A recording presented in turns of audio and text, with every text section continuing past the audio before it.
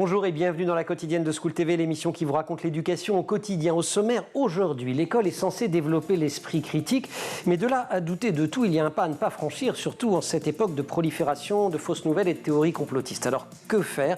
On va poser la question à Marc Romainville, il est l'invité du Grand Oral. L'anti-sèche des Maguessel. L'anti-sèche, vous le savez, c'est la façon dont l'actualité résonne dans les programmes. L'actu, c'est l'été et les vacances qui arrivent. Emma va vous inviter à partir en livre. C'est le titre d'un formidable festival littéraire pour les enfants et les adolescents. L'heure de la récré, toujours avec Emma, on partira à la découverte cette fois des webtoons. Et puis rendez-vous en fin d'émission avec Céline Luton comme chaque semaine et sa librairie. Et si cet été vos enfants tentaient des livres un petit peu au-dessus de leur âge, 3 propositions pour grandir en douceur. C'est tout à l'heure, la quotidienne de School TV, c'est maintenant, c'est parti, Grand Oral. Quand il s'agit d'évaluer la véracité d'un fait, notre cerveau est à la fois notre meilleur allié et notre pire ennemi. Notre meilleur allié, évidemment, parce qu'on le met à contribution pour apprendre, pour penser.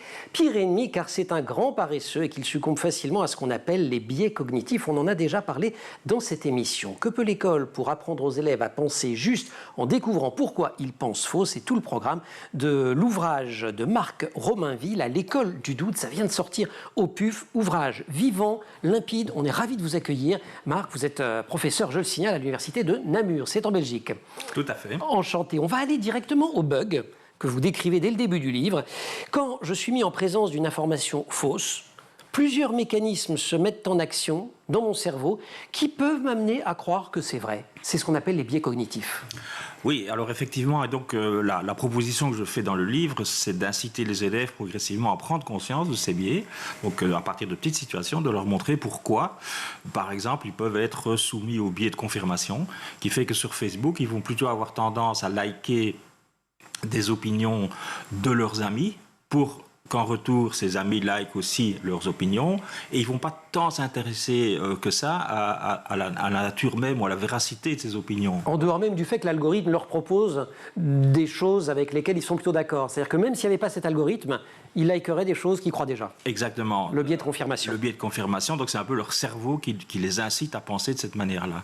Le biais d'ancrage, on ne va pas tous les faire, il y en a une vingtaine, voire plus, des biais cognitifs, mais pour dire les choses, c'est très drôle. Alors le biais d'ancrage, c'est un biais assez particulier qui fait qu'il suffit que vous indiquiez dans l'information de base une information relativement fausse ou anecdotique pour que tout de suite cette information-là fasse penser quelque chose aux élèves qui n'a strictement rien à voir. Et donc à ce moment-là, de nouveau, la pensée est approximative, mais ce que j'essaie de montrer dans le livre aussi, c'est qu'elle est approximative assez naturellement, parce que, je veux dire, dans la vie de tous les jours, c'est pas si grave que ça. C'est même indispensable d'ailleurs, parce que si on n'automatisait pas toutes ces choses-là, on n'arrêterait pas. On n'arrêterait pas, on ne s'en sortirait pas, et donc il y a toute une série de mécanismes cognitifs, mais aussi d'ailleurs des mécanismes émotionnels, qui expliquent que l'on pense, on pourrait penser un peu de travers si on n'y fait pas attention. Donc si l'information initiale est de qualité, c'est pas très grave, au contraire, ça permet d'avancer très très vite. Évidemment, ce qu'on va voir tout à l'heure, c'est que si elle est fausse, ça commence à poser des problèmes. Un autre de ces, alors c'est pas vraiment un biais, mais c'est un phénomène assez fréquent qu'on rencontre notamment sur Internet, c'est de confondre cause et corrélation. Si j'essaye de résumer, c'est le test du savant qui prend une puce sauteuse, qui lui dit saute, elle saute, il lui coupe les pattes, il lui dit saute, elle ne saute plus, il dit les oreilles sont dans les pattes. Tout à fait. Alors là, c'est un des biais, c'est un des fondements du complotisme. C'est ça. Et le complotisme, qu'est-ce qu'il fait? Il met ensemble des événements qui se sont produits plus ou moins en même temps, et il fait l'hypothèse, ou bien pire encore, à mon avis, il laisse le cerveau faire le travail de doucement, de faire un lien de causalité entre les deux phénomènes qui ne sont juste que concomitants.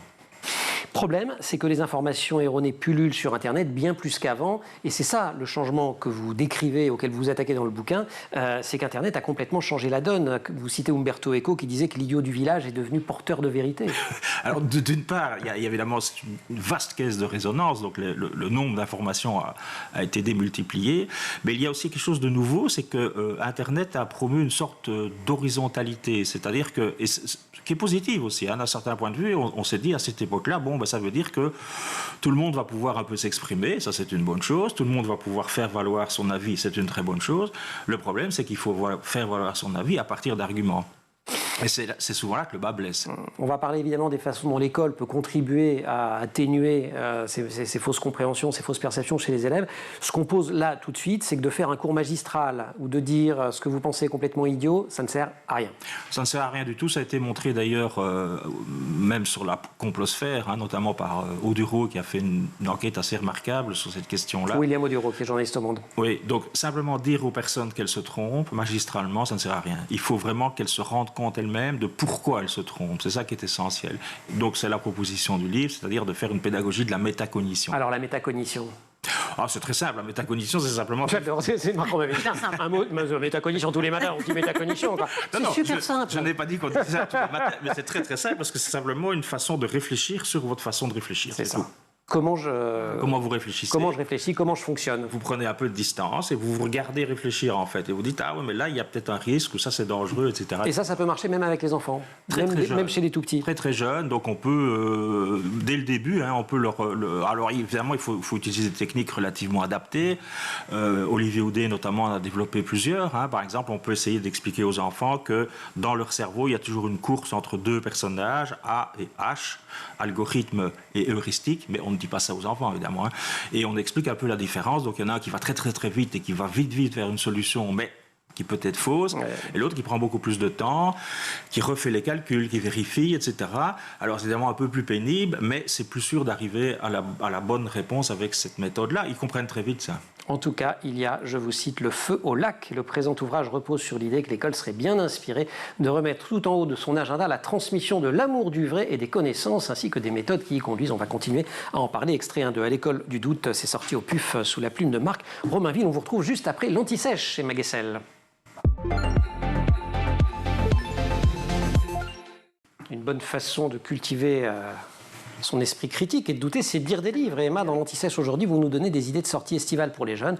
Cap sur ce festival jeunesse qu'on aime énormément, qui s'appelle Partir en livre. Il a débuté depuis une semaine et il a lieu jusqu'au 23 juillet. Et oui, excellente sortie avec vos enfants pour cet été. Surtout que ce qui est génial, c'est que c'est pas vous qui allez à la rencontre des livres, mais eux qui viennent à vous, puisque ce festival s'est installé partout en France. Au total, plus de 5000 événements sont prévus avec 1500 structures partenaires, dont bien sûr les bibliothèques et les librairies. Et c'est organisé par le Centre national du livre sous l'impulsion du ministère de la Culture. Alors, si on doit sélectionner un petit peu vos coups de cœur sur les 5000 événements prévus. Alors, il y a des ateliers, des jeux, des défis, des performances. Alors, je précise que tout est gratuit, ce qui quand même est une très belle initiative pour favoriser la lecture de tous. Et alors, si vos enfants ne sont pas archi fans de lecture comme ça de prime abord, tout est fait pour que ce soit un bon moment, puisque partout en France, voici venir le Livrodrome. C'est génial, c'est une sorte de parc d'attractions littéraires en fait. Donc, il y a une grande roue de la langue française, il y a un livre sonore géant, l'espace forum, bref. Tout est fait pour que vous puissiez passer un bon moment en compagnie de plein d'histoires différentes. On est le 30 juin, le prochain Livrodrome itinérant aura lieu à Toul, c'est aujourd'hui. Pour vous donner une idée du programme, par exemple, aujourd'hui, les enfants vont pouvoir jouer à Qui veut gagner des livres. Mais à Tulle, le 4 juillet prochain, on pourra assister à des lectures suspendues. À Chalon-sur-Saône, le 11 juillet, ce seront les JO du livre. Bref, à chaque ville, sa spécificité. Et puis surtout, le moment fort de tous ces événements, c'est la rencontre avec les auteurs de littérature jeunesse. On aime beaucoup en inviter dans cette émission. Et ce sont les stars des enfants. Mais bien sûr, c'est génial. Et alors, ces auteurs proposent des ateliers d'écriture et de dessin. Je vous propose de voir justement à quoi ça ressemble pour vous donner une petite idée. On va travailler sur l'exercice du slogan. Comment, en quelques mots, on fait rire, on révolte, on persuade, on convainc. Oui, avec nos verres, c'est un bon Je suis illustrateur, dessinateur de bande dessinée. N'hésitez pas à mélanger les couleurs. Avec le dessin, on ne peut pas rater. Le genre de démon qu'on n'a pas envie de rencontrer le soir. Je vous conseille d'aller au Livrodrome parce que ça vraiment c'est super sympa. Il y a des choses où des auteurs eux-mêmes vous conseillent des livres, vous leur dites ce que vous aimez. Voilà, 120 auteurs au total qui ont accepté de participer à ce super festival. Des auteurs qui seront même en résidence, parfois dans les colonies de vacances ou dans les centres de loisirs pour aller directement à la rencontre des enfants. Et puis des enfants aussi qui auront la chance de se voir offrir des livres, puisqu'on leur donne à disposition des chèques livres avec lesquels ils peuvent choisir les livres qui leur plaisent. Bref, allez voir sur le site qui est super bien fait. Où que vous soyez en France, il y a forcément un événement qui a lieu près de chez vous. C'est partir-du-6en-livre.fr. Un petit mot sur les parrains de cette année. On a reconnu dans les formateurs Anne Fleur Multon qu'on avait accueilli dans cette émission. Alors, 3 parrains. Il y a déjà le magicien et auteur Éric Antoine et 2 auteurs jeunesse qu'on connaît bien dans la quotidienne, puisqu'il s'agit de Diane Lefeyer et d'Antoine Doll, qu'on avait reçu. Absolument, auteur de Mortel Adèle. Ouais. Et regardez, ce sont eux qui ont signé l'affiche de cette 9e édition, excellent. qui a d'ailleurs pour thème la liberté. Et j'ai une petite surprise pour vous pour finir, puisqu'Antoine Doll a écrit un message rien que pour vous, téléspectateurs de School TV. Non. Je lui ai écrit hier soir très tard, il a accepté tout de suite, donc je vous le lis. Hello les téléspectateurs de School TV, on espère que vous serez nombreux à partir en livre avec nous cette année, à vous laisser emporter par la magie de la lecture, par cet élan de liberté que nous offrent les héros et les histoires. Ils nous donnent à explorer un territoire sans limite, sans règles, où toutes les possibilités sont à notre portée. Alors si ça vous dit, ouvrez un livre, prenons toutes ces émotions que nous offre la lecture pour nourrir un imaginaire riche, généreux, joyeux, plein de vie qui nous donnera à tous la matière nécessaire pour réinventer l'avenir, un bel avenir. Ce pouvoir, c'est le vôtre. Partez en livre. Génial. Pour les mais c'est trop sympa. de School TV. Merci beaucoup Emma, merci à Antoine Doll. Vive Mortel Adèle. Antoine, vous revenez quand vous voulez dans ce studio sur cette chaîne. Emma, merci. On se retrouve pour la récré. C'était déjà une anti-sèche qui avait un air de récré quand même. C'est vrai. Voilà. C'est l'été. Ça approche. Marc Romainville.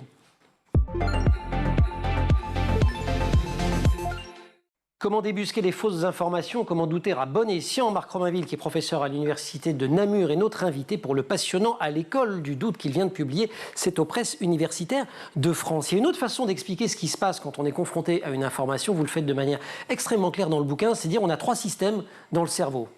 Oui, alors c'est une théorie déjà assez ancienne de Kahneman, un prix Nobel de l'économie, qui avait distingué un système... Daniel Kahneman, si je me souviens. C'est ça, ouais. un système 1, un système 2, en disant que effectivement notre premier réflexe face à un problème ou une situation est de mobiliser plutôt, un système un peu simple, un peu archaïque, mais qui dans la vie de tous les jours en général est assez suffisant. Et c'est ça le problème.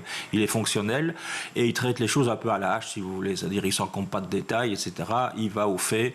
C'est par exemple... Il dépense peu d'énergie. Parce qu'on se fatigue à penser quand même. Absolument. Le cerveau essaye de se ménager. Absolument. Il n'est pas prêt à éviter un stéréotype, par exemple, donc, etc., etc. Si on veut vraiment approcher quelque chose de manière un peu plus fine, il faut enclencher un autre système qu'il appelle le système 2, beaucoup plus analytique et donc évidemment beaucoup plus lent parce qu'il va mettre en place un certain nombre de mécanismes de pensée, de la logique et de formelle, etc., etc.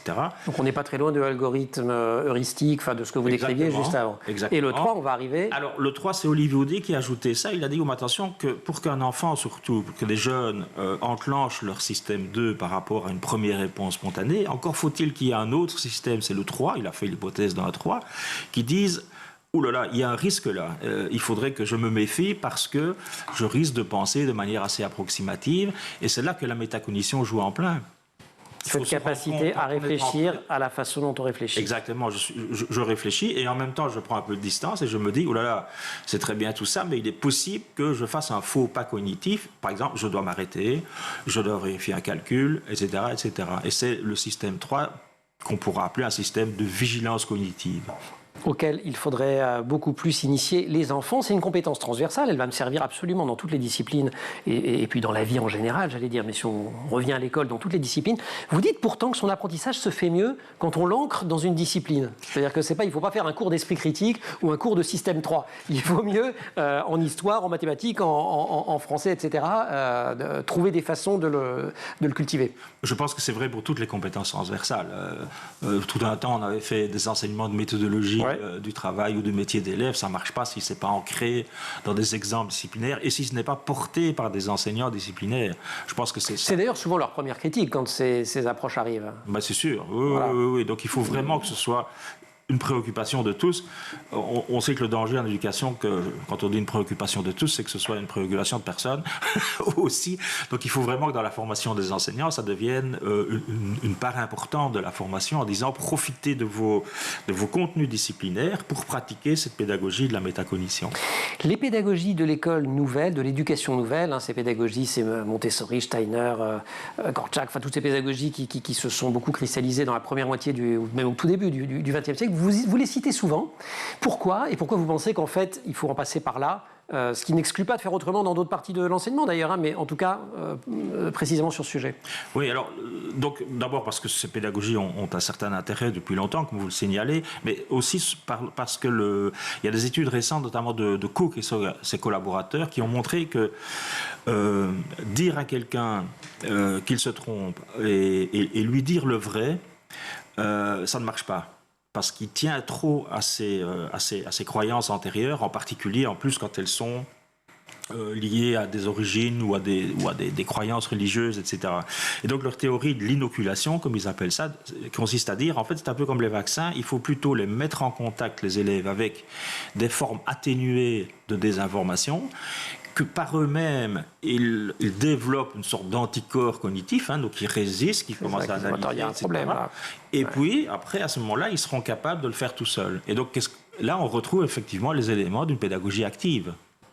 Marc Romainville, ce qui est compliqué aussi, vous le décrivez, c'est que l'ignorance donne confiance. C'est-à-dire que quand on ne sait pas, ou c'est plus facile de faire semblant de ne pas savoir, et de préférence d'asséner ces fausses vérités de manière très sûre, plutôt que de dire j'en sais rien.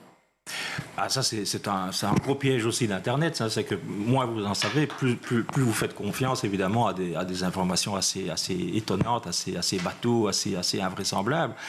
Et donc, là aussi, c'est de la métacognition qui doit peut-être intervenir, c'est-à-dire faire prendre conscience aux élèves que face à un problème donné, leurs connaissances sont extrêmement limitées. Par exemple, quelque chose qu'on fait assez peu à l'école, c'est de poser ensemble le fait que pour une série de questions, nous n'avons pas encore tout à fait les réponses. C'est ça. Et donc, dire je ne sais pas, on ne sait pas encore. On ne sait pas encore. Mais ça, on va en parler juste après la récré, si vous voulez bien. Parce que c'est aussi le rapport à la science et cette science qui elle-même cultive le doute, mais pas le relativisme. On va en parler du relativisme, si vous le voulez bien. C'est la récré. Il y a un petit test. Je savais. J'ai vu page 163. Qu'est-ce qu'il y a, page 163? Ah, c'est intéressant. On va faire un test à Emma parce qu'elle est super bonne en maths et en logique. Oh non. Vous êtes vache quand même. Cœur. Une batte et une balle coûtent 1 € et 10 centimes au total. Ah oui. Non, mais... La batte coûte 1 € de plus que la balle. Attendez. Bah oui, mais il faut vous concentrer au lieu de dire ah non. La batte, 1,10 €. Ouais. La batte, elle coûte 1 € de plus que la balle. Combien de centimes d'euros coûte la balle? 1 € je suis désolée, mais là, j'arrive pas du tout à me concentrer. Marine Plantec, dans mon oreillette, 10 centimes. Mais je crois que c'est pas ça. La récré. C'est ça qui est... La récré, on verra après. Il y a un truc, la récré.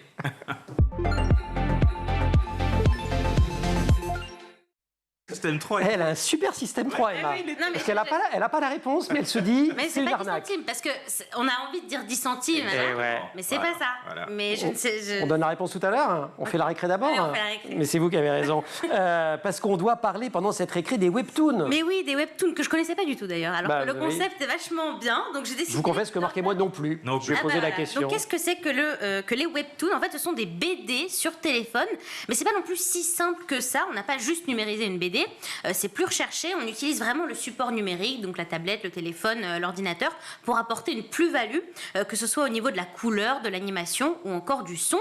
Plus, gros avantage, on a des dizaines d'histoires et de saisons disponibles, donc on n'a pas la frustration vous voyez, de finir un album de 48-50 pages sans avoir autre chose à lire derrière. Et oui, forcément. Côté scénario, même principe que pour les mangas? Alors oui, sensiblement la même chose, ce qui veut dire qu'il y en a pour tous les goûts. Vous vous souvenez qu'Amélie Paris nous avait fait une super chronique sur les mangas qui cartonnent au CDI, parce que justement, il y en a pour tous les goûts, filles, garçons, enfin vraiment, pour tous les âges aussi. Gratuit?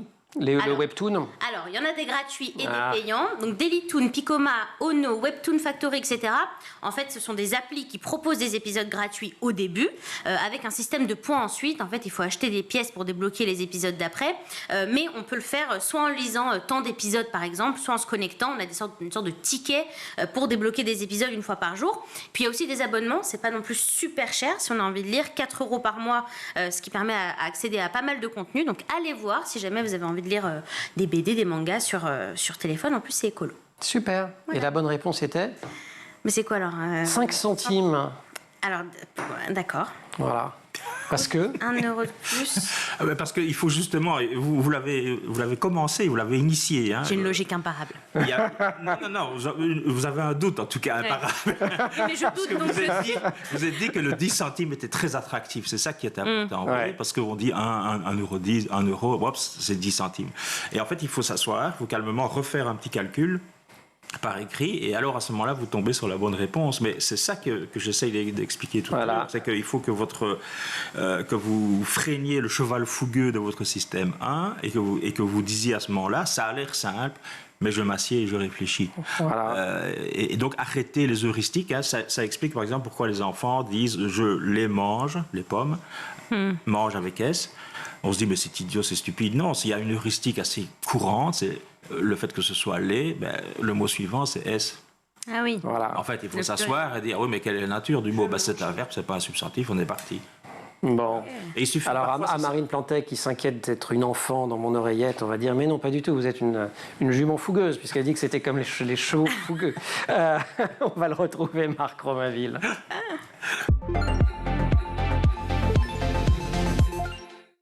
Amener les élèves à s'émanciper de trompeuses intuitions, à se libérer de pensées approximatives, à considérer toute question sous un jour scientifique nouveau et à accepter une mutation brusque, selon l'expression de Bachelard, qui contredit ce qu'ils croyaient pouvoir penser ou ce que des personnes, aux mobiles parfois douteux, souhaitaient qu'ils pensent, de manière à être pris dans leur filet. Fin de citation encore, celle-ci vient de l'introduction de À l'école du doute de Marc Romainville, qu'on a la joie d'accueillir aujourd'hui. Alors, on a joué un petit peu avec ça. Ça, c'est vraiment typiquement des exercices qu'on peut soumettre en classe. Absolument. C'est des trucs de logique. Ce qui est compliqué, c'est que le conspirationnisme, notamment sur le web, il prospère sur des valeurs que l'école promeut, et notamment sur la relativité, parce que quand il dit oup oup oup, on va réfléchir, oup oup oup, système 3, il a raison.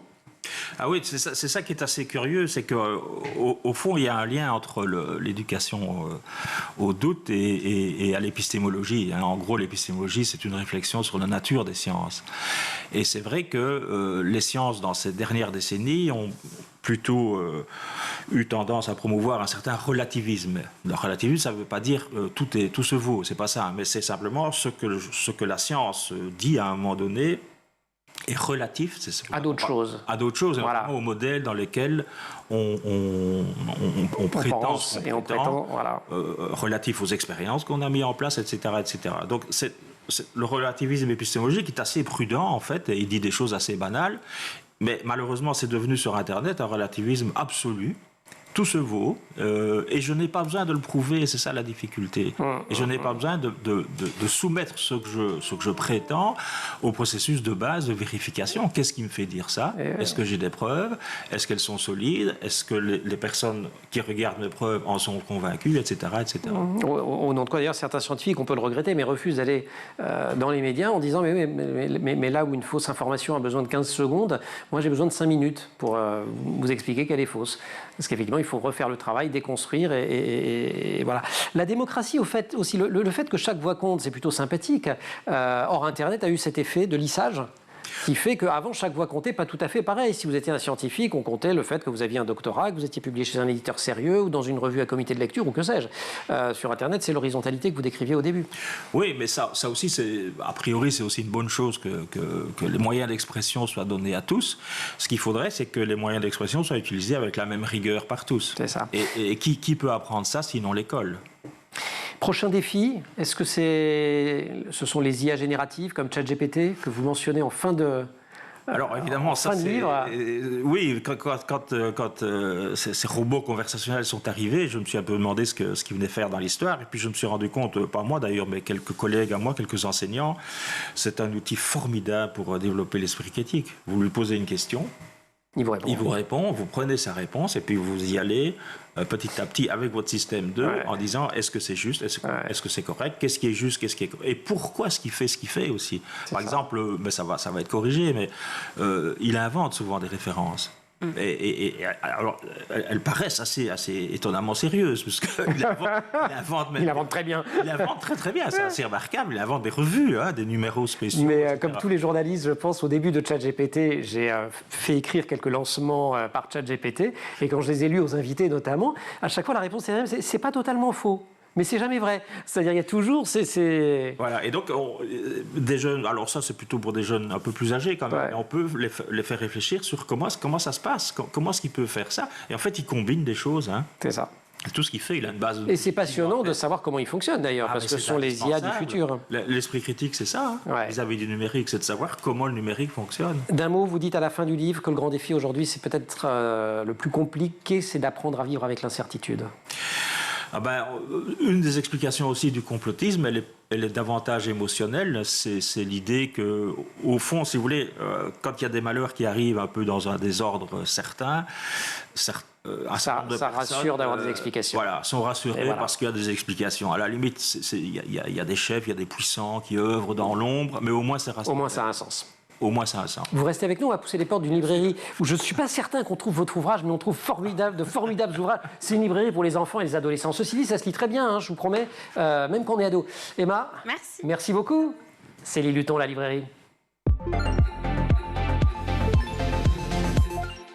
Comme tous les vendredis, nous poussons les portes de la librairie de Célie Luton. Célie, bonjour. Bonjour.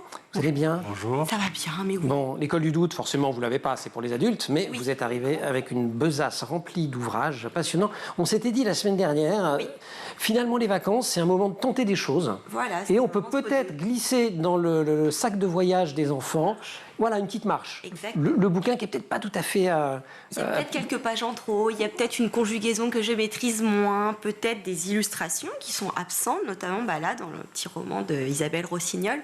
Oui, on peut être en fin de CP ou en CE1, la méthode de lecture est à peine acquise, et pourquoi pas? Alors, dans ces et pourquoi pas, il faut quand même que ce soit des super bons livres, sinon ça risque pas de marcher. Sinon, en voici 3. Isabelle Rossignol, Les monstres du bord de mer, collection 9, l'école des loisirs. 9, ça veut dire 9 ans, donc on le tente à 7 ans et demi, 8 ans, quoi. Voilà, on tente, on se fait plaisir parce que c'est drôle. C'est drôle, c'est bon, c'est Alice, elle vient d'arriver à Joindes-les-Pins et elle sait pas nager. Et quand on va à la piscine, c'est un petit peu compliqué. C'est ennuyeux, oui. Quand on tombe sur 3 petites pestouilles, Myriam, Déborah et Victoire, qui n'ont qu'une envie, c'est de lui faire payer le fait qu'elle soit un peu plus ronde que les autres et surtout tellement brillante. Elle a des résultats incroyables. Oui, parce qu'elle est super bonne à l'école. Elle est super douée. Elle a un système 3 de folie. Exactement. Et elle a pas encore d'esprit critique, mais un bonheur un peu naïf qui fait qu'elle va tendre la main à ces jeunes filles jusqu'au jour où, au bout d'un moment, ça suffit. J'ai adoré. Bon, et c'est Isabelle Rossignol qui est vraiment une plume qu'on peut suivre. Génial. De préférence pas aveuglément, il faut lire, mais en toute confiance. On teste. Oui. Agatha Christie, c'est vrai qu'Agatha Christie, on commence à quel âge généralement? Collège? Au collège, oui. Ouais. Oui, c'est étudié à partir de la 6e. Et donc, des fois, je me dis, l'été, c'est long. Tout le monde a un Agatha Christie dans la bibliothèque familiale. Et hop, on tente. On le demande à son libraire, on note toujours un Agatha Christie en librairie. Vous avez toujours Oui, toujours. Ça rapporte des sous. Oui, c'est ça. C'est le fond. C'est pour servir vos lecteurs et vos lectrices. Et vous avez retenu un cadavre dans la bibliothèque, qui n'est pas le plus connu.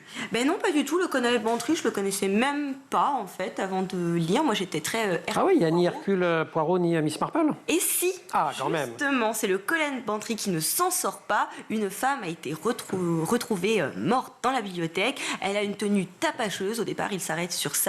Et ne vous inquiétez pas, Miss Marple n'habite pas loin et elle va arriver, lui donner un léger coup de main, tout en finesse. Génial. Donc Agatha Christie, Un cadavre dans la bibliothèque, c'est un livre de poche jeunesse. Et enfin un troisième, Isidore et les autres, Camille Bordas. Oui, alors ça... À l'Iconoclaste. L'Iconoclaste, c'est un éditeur adulte. Exactement, complètement. Alors ça, c'est rigolo. Enfin, moi, je me trouve drôle. Mais c'est un héros de 11 ans. Moi, je vais le conseiller à des adolescents. Et c'est un livre qui, au départ, est destiné aux adultes. Pas mal, hein. On est assez... Très bien, super. Isidore, il a 11 ans et... il est terriblement normal. Il a 5 frères et sœurs, tous surdoués. On est HPI, HPE, tout ce que vous voulez. Et on parle d'Aristote, de Deleuze, de Freud, de Mozart. Au petit déjeuner, tout le temps. Lui, à part rechercher l'amitié de son meilleur ami ou chercher la bonne position dans le canapé, il ne sait pas ce qu'il sait faire. Ce qui est quand même un travail considérable. Oui, je cherche toujours. Sûr. Attention, le bon creux, je ne sais pas. Et lui, il fait des fugues. Il fugue. Est-ce qu'il va en réussir une dans la vie? Est-ce qu'il va dire adieu l'enfance et bonjour, plus que l'adolescence, bonjour la maturité? Et c'est le mot juste. Si vous n'aimez pas les grandes phrases, les longues descriptions, il faut lire Camille Bordas. Et ouais, c'est à l'américaine, c'est ça, elle vit aux États-Unis, je crois. Oui, mais elle est française. Cocorico. Oui. Célie, merci beaucoup. Camille Bordas, Isidore et les autres quand on est lycéen, pour anticiper sur les années d'après. Quand on est à l'école et qu'on anticipe sur le collège, Agatha Christie et Isabelle Rossignol, Les monstres du bord de mer, pour anticiper à l'intérieur de l'école primaire. On se retrouve la semaine prochaine. Oui. Merci beaucoup. Marc, merci 1000 fois quand vous allez de nous avoir tenu compagnie et surtout de nous avoir informés dans cette émission. À l'école du doute, c'est aux presses universitaires de France, dans toutes les bonnes librairies, même dans les moins bonnes, je suis sûr qu'on le trouve.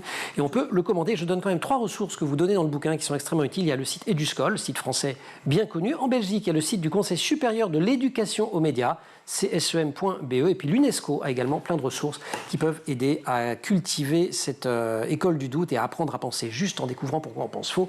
Sous-titre de l'ouvrage. Merci beaucoup et merci aussi à toute l'équipe de l'émission. Morgane Brunet au maquillage, Marine Plantec pour la préparation de l'émission, assistée en régie par Emma Frari, Thibaut Goury-Lafont pour le son, Élise Touré pour la réalisation. Vous restez sur School TV, vous retrouvez nous en permanence sur Internet et sur les réseaux sociaux.